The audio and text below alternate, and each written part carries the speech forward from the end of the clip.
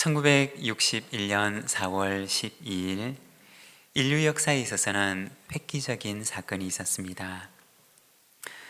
구소련에서 쏘아 올린 4.75톤 무게의 최초의 유인 우주선 보스토크 1호가 유리 가가린이라고 하는 최초의 우주 비행사를 태우고 1시간 48분 동안 우주를 비행하고 돌아왔던 것이었습니다. 그리고 소련의 이스베스티아지는 이 소식을 대서특필하면서 세계를 뒤흔든 108분이라고 하는 제목의 기사를 실었습니다. 이 일은 인류를 새로운 궤도 위에 올려놓았던 사건이었습니다. 우주에 도착했던 그는 처음으로 지구를 바라보면서 말하기를 지구는 푸르다 라고 하는 말을 남겼습니다. 그 비행으로 인해서 당시 공산주의 국가의 패권을 쥐고 있던 소련은 우주개발 전쟁에 있어서도 서구권을 앞지르는 주도권을 거머쥐게 되었습니다.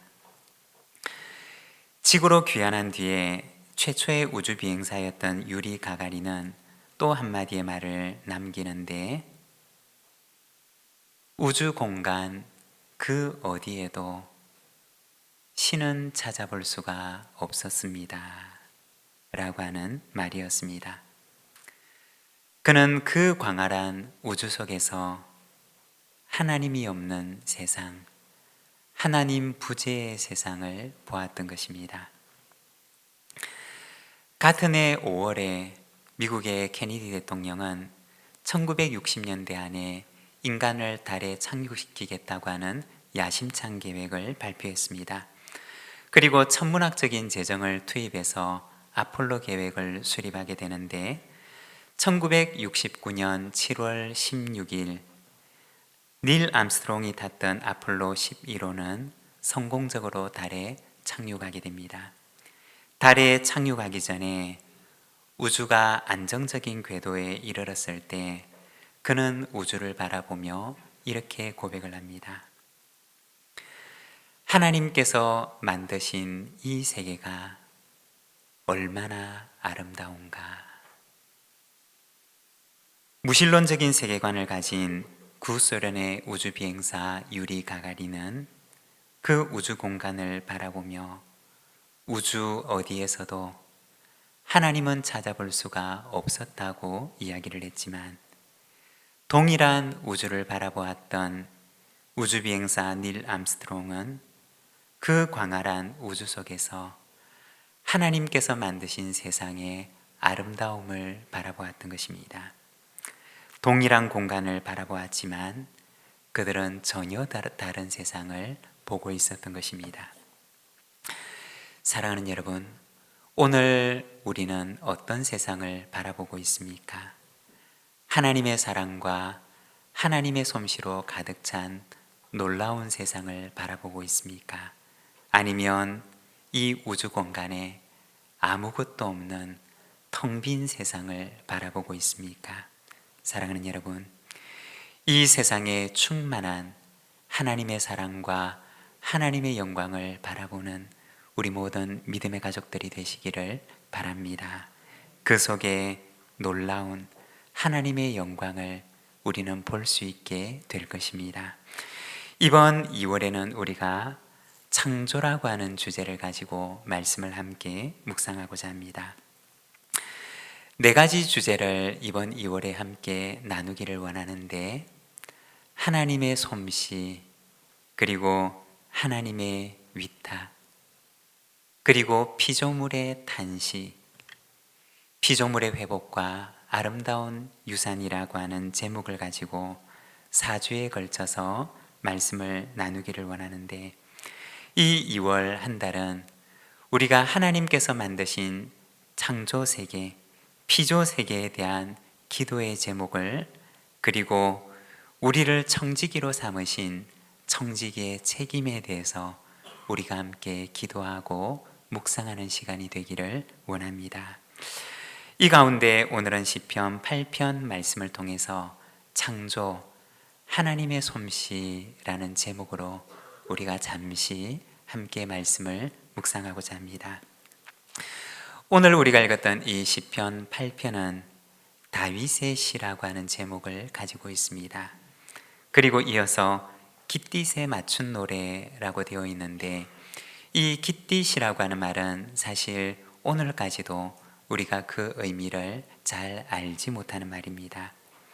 다만 추정하기는 이 깃딧이라고 하는 말은 이 시편 8편을 불렀던 곡조를 의미하는 것이나, 혹은 이 시편 8편을 노래하고 연주할 때 사용했던 악기를 가리키는 말이었을 것이다 라고 생각을 합니다. 예를 들면 기타와 같은 어떤 특별한 악기를 연주하면서 곡에 맞추어서 이 시편 8편을 연주했다고 하는 의미입니다.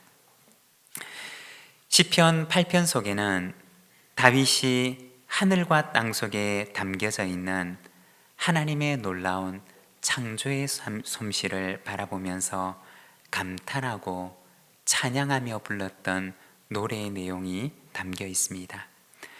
다윗이 신앙의 눈으로 바라보았던 이 세상의 그 아름다움에 대한 감탄이 이 시편 8편의 노래 속에 담겨져 있다는 것입니다.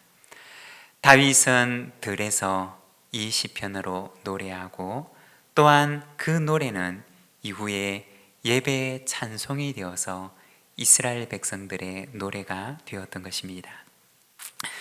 오늘은 이 말씀을 통해서 신앙의 눈으로 다윗이 바라보았던 하나님의 사랑의 세상, 하나님의 사랑의 솜씨에 대해서 우리가 말씀을 묵상하고, 그리고 다윗이 신앙의 눈으로 바라보았던 그 세상에 대해서 우리가 함께 생각하는 시간이 되기를 원합니다. 다윗이 신앙의 눈으로 바라보았던 세상은 어떤 세상이었을까요? 먼저 첫 번째, 그는 온 땅에 가득한 하나님의 사랑의 솜씨를 보게 됩니다. 우리 1절의 말씀을 함께 봉독하겠습니다. 여호와 우리 주여, 주의 이름이 온 땅에 어찌 그리 아름다운지요, 주의 영광이 하늘을 덮었나이다. 아멘. 여기에 보면 다윗은 노래하기를, 여호와 우리 주여, 주님의 이름이 온 땅에 어찌 그리 아름다운지요 라고 찬양을 합니다. 여기서 아름답다라고 하는 말은 원어 성경을 찾아보게 되면 그 의미가 장엄하다, 위대하다 라고 하는 뜻입니다. 그는 하나님께서 지으신 그 피조세계를 바라보면서 온 땅에 가득한 하나님의 위대함과 하나님의 장엄함을 바라보았던 것입니다. 저는 창조라고 하는 이 주제를 생각할 때마다 참 내가 아는 것이 너무나 없구나 라는 사실을 안타까워합니다. 하나님께서 지으신 이 세계에 대해서 조금만 더 잘 알면 이 창조의 신비를 조금 더 잘 느끼며 조금 더 잘 전달할 수 있을 텐데 라고 하는 생각을 가지게 됩니다.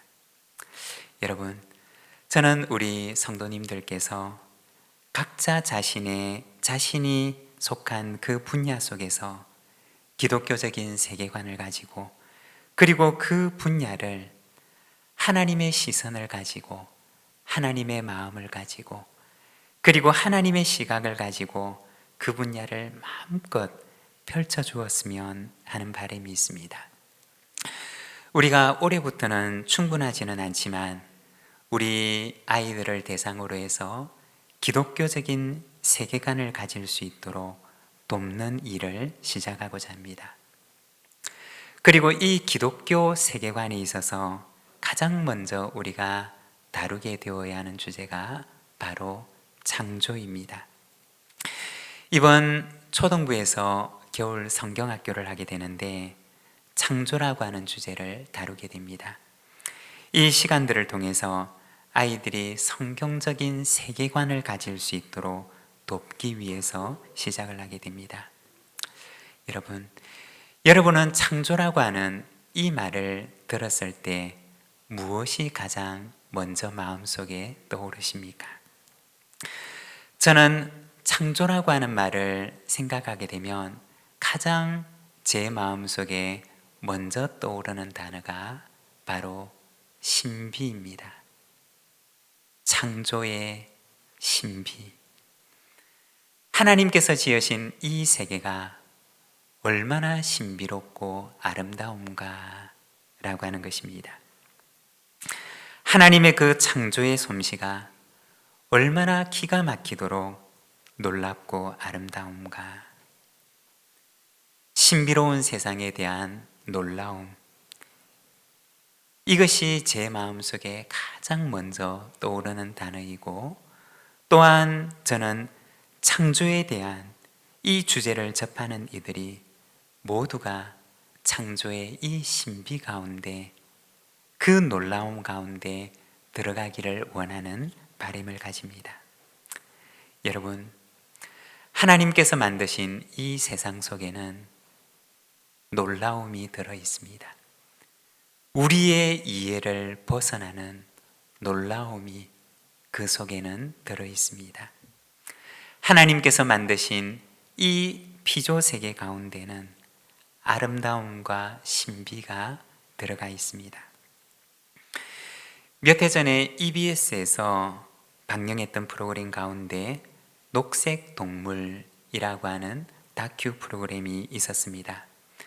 3부에 걸쳐서 방영이 되었는데 1부에서는 번식, 2부에서는 굶주림, 3부에서는 짝짓기라고 하는 제목을 가지고 방송을 했습니다.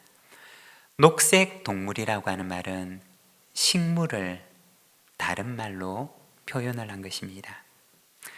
우리가 생각할 때 식물이라고 하는 존재는 아무 생각 없이 그냥 주어진 곳에 떨어져서 거기에서 가만히 있기만 하는 그러한 존재로 생각을 합니다.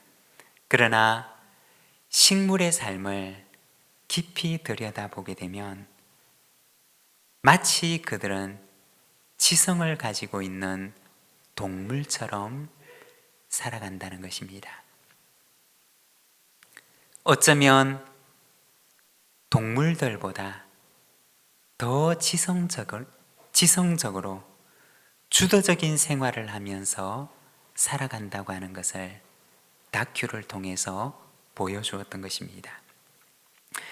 그런데 그 식물들의 생활을 관찰을 하고 설명을 하는 그 다큐 프로그램의 내용들을 들어보게 되면 겉으로 이야기를 하는 것은 진화론적인 이론의 배경 속에서 설명을 하고 있는 것처럼 여겨지지만, 그러나 그 영상을 보고 그리고 그 설명을 가만히 들어보게 되면 저는 그 프로 속에서 하나님께서 창조하신 세계의 신비를 느낄 수가 있었습니다.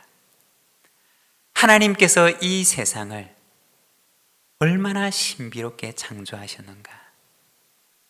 작은 풀 한 포기, 그리고 나무 한 그루, 그리고 한 송이의 꽃에도 하나님께서 얼마나 섬세하게 그들을 계획하시고, 그리고 그 속에 하나님의 놀라운 지혜를 담아서 그 세상을 창조하셨는가 라고 하는 것을 바라보면서 저는 그 프로그램을 소름이 끼치도록 전율을 느끼면서 보았던 기억이 있습니다. 언젠가 기독교 대안학교 세미나에 참여를 했던 적이 있었습니다. 그리고 학교 현장을 방문한 적이 있었는데, 그 당시 학교 선생님께서 그 학교를 소개를 하면서 그 학교에서 사용하고 있는 교재를 보여주었던 적이 있습니다. 그 교재는 호주에서 사용하고 있는 책이었는데, 그 책 속에는 호주를 상징하는 동물인 캥거루의 사진이 담겨져 있었습니다. 그리고 그 사진이 실린 책에서 가르치고 있는 내용은 이제 막 태어난 새끼 캥거루는 아무도 가르쳐 주지 않고 누구도 말해 주지 않지만 그러나 그 새끼 캥거루가 어머니에게서 태어나는 그 즉시 그 캥거루는 어머니의 털을 붙잡고 올라가서 어머니 뱃속에 있는 그 주머니 안으로 들어간다는 것입니다. 태어나는 즉시 너무나 정확하게 생존의 길을 찾아가는 그 캥거루의 모습을 보면서 누가 갓 태어난 그 캥거루에게 길을 일러주었는가 라는 것입니다. 일반적으로는 본능이라고 이야기를 하지만 그러나 그 책에서는 한 걸음 더 나아가서 그 본능을 주신 창조주 하나님에 대해서 이야기를 하고 있었던 것입니다. 갓 태어난 새끼 캥거루가 어머니의 주머니 속으로 정확하게 찾아 들어가서 그 주머니 속에 있는 젖을 먹고 생존할 수 있도록 본능을 통해서 길을 알려주신 분이 바로 그 캥거루를 창조하신 하나님이시라고 하는 것입니다. 여러분, 우리가 만일에 이 만물 가운데 숨겨져 있는 하나님의 신비에 대해서 하나하나 예를 들면서 다 이야기를 한다면 이 세상에 그 어떤 책에 그 이야기들을, 그 신비들을 모두 다 담을 수가 있을까요? 오늘 우리가 읽었던 시편 8편에 보면 다윗은 고백하기를 여호와 우리 주여 주의 이름이 온 땅에 어찌 그리 아름다운지요 라고 찬양을 합니다. 주님의 이름이 어찌 그리 위대하고 어찌 그리 장엄하며 주님의 그 지혜가 온 땅 위에 어찌 그리 충만한지요 라고 찬양하는 것입니다. 이 땅 위에 펼쳐져 있는 하나님의 지혜와 위대하심을 찬양하는 것입니다. 사랑하는 여러분, 우리가 살아가는 이 땅 위에는 하나님의 지혜로 가득 충만하게 채워져 있음을 믿습니다.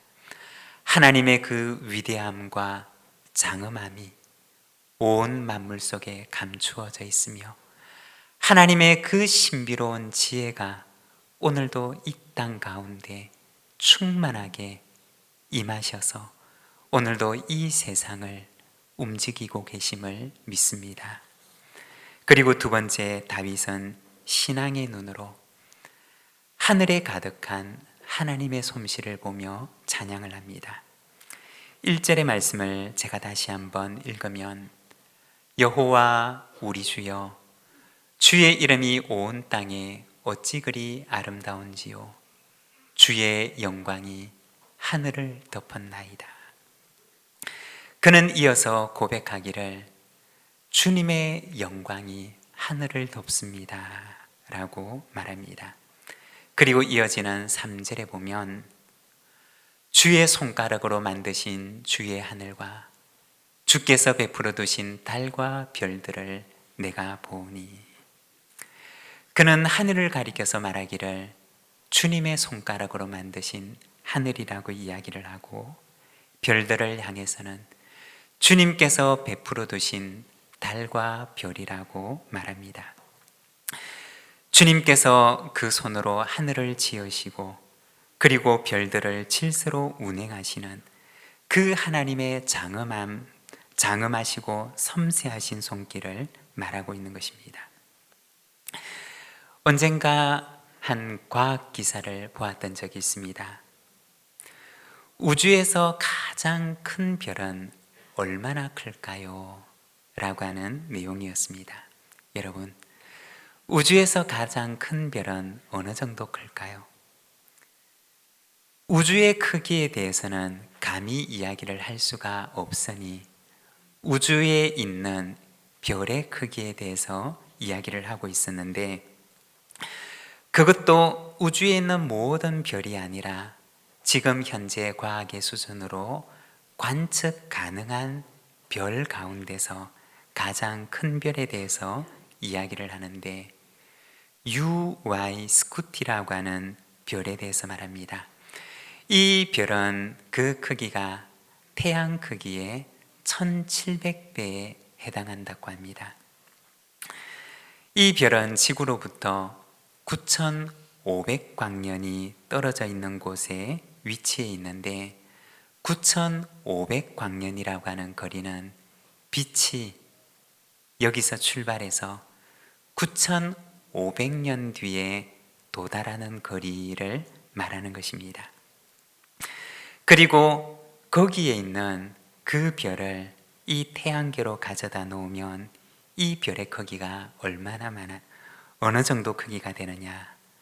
태양에서 토성까지의 거리에 해당한다고 합니다.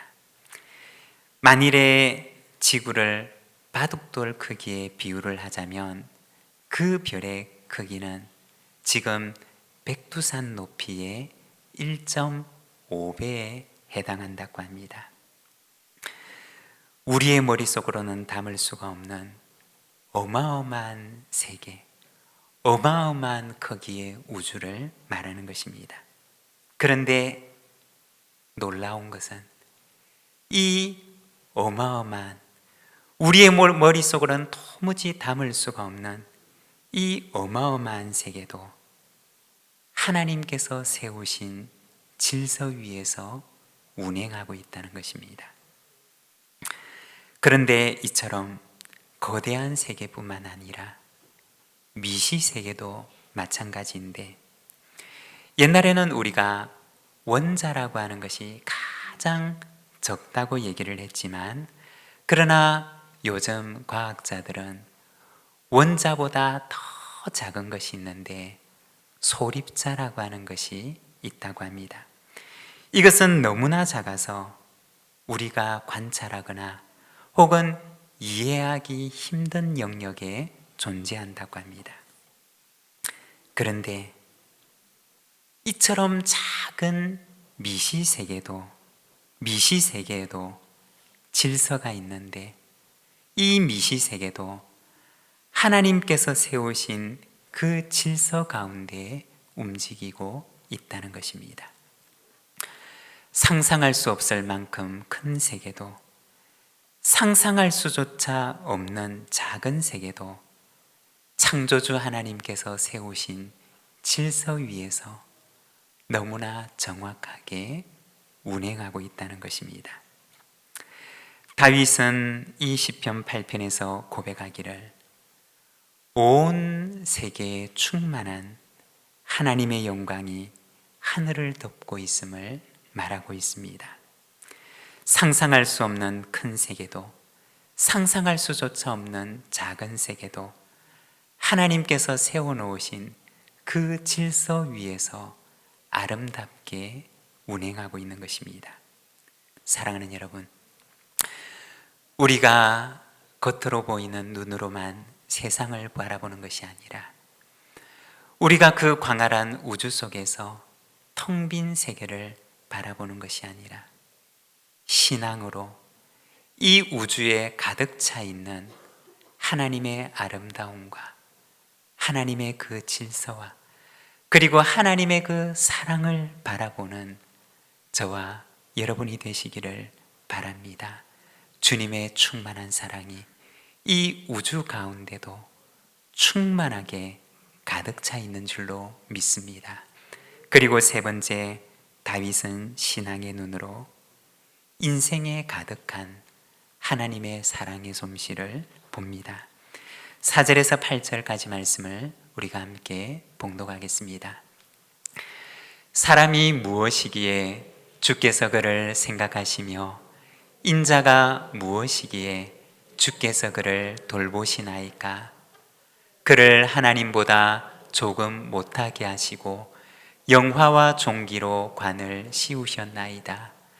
주의 손가락으로 만드신 것을 다스리게 하시고 만물을 그 발 아래에 두셨으니 곧 모든 소와 양과 들짐승이며 공중의 새와 바다의 물고기와 바닷길에 다니는 것이니이다. 아멘. 여기에 보면 다윗은 온 땅에 충만한 하나님의 장엄함을 노래하고 그리고 이어서 달과 별을 베푸시며 하늘에 가득한 하나님의 영광을 찬송한 후에 인생을 자기 자신을 돌아보게 되는데 사람이 무엇이기에 주께서 그를 생각하시고 인자가 무엇이기에 주께서 그를 돌보십니까? 라고 찬양을 합니다. 지극히 크신 하나님을 묵상하는데 그 묵상 중에 자신이 얼마나 작은 존재인지를 깨닫게 되었던 것입니다. 그런데 그렇게 작은 존재인 자신을 돌보시고 사랑하시는 하나님의 사랑을 깨닫게 되었던 것입니다. 몇 해 전에 저희 가정에는 참 아프고 그리고 또 한편으로는 감사했던 그러한 기억이 있는데 몇 해 전에 저희 부친께서 뇌경색으로 건강에 어려움을 잠시 겪었던 적이 있습니다. 심장에서 뇌로 올라가는 두 개의 혈관이 있는데 경동맥이라고 하는 두꺼운 혈관이 있는데 이 두 개의 경동맥 가운데 하나가 서서히 막혀져 가다가 어느 날 완전히 막히게 되는 일이 일어났던 것입니다. 그리고 병원에 가서 치료를 받게 되었는데 그 당시 잠깐 인지와 그리고 생활의 몇 가지 장애를 안게 되었는데 그런데 의사 선생님 말씀을 들어보게 되면 이 정도 되면 훨씬 심각한 일이 일어나야 하는데 그런데 한쪽 혈관이 서서히 오랫동안 막혀져 감에 따라서 반대쪽 혈관이 뇌 속에 있는 반대쪽 혈관이 점점 자라나서 부족한 혈류를 보충하고 있었다라고 하는 의사 선생님의 말을 들은 적이 있습니다. 보이지 않게 병이 진행되고 있었지만 그러나 보이지 않는 하나님의 손길이 반대쪽에서 그 혈관을 자라게 하고 계셨던 것입니다. 그래서 완전히 막히는 순간이 왔지만 반대쪽 혈관이 그 뇌에 혈류를 공급하면서 보상하고 있었던 것입니다. 돌아보면 보이지 않는 곳에서 병이 진행되었지만 그러나 보이지 않는 곳에서 하나님의 붙드시는 사랑이 역시 함께 진행하고 있었던 것입니다. 사랑하는 여러분, 때로는 우리가 살아가면서 하나님의 사랑이 보이지 않는 것처럼 여겨질 때가 있습니다. 하나님의 사랑이 믿겨지지 않는 것처럼 여겨질 때가 있습니다.